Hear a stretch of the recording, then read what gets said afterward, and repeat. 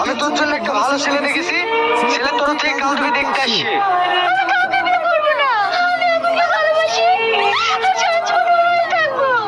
এতটা ভালোবেসে ফেলেছিস ওকে? আব্বা,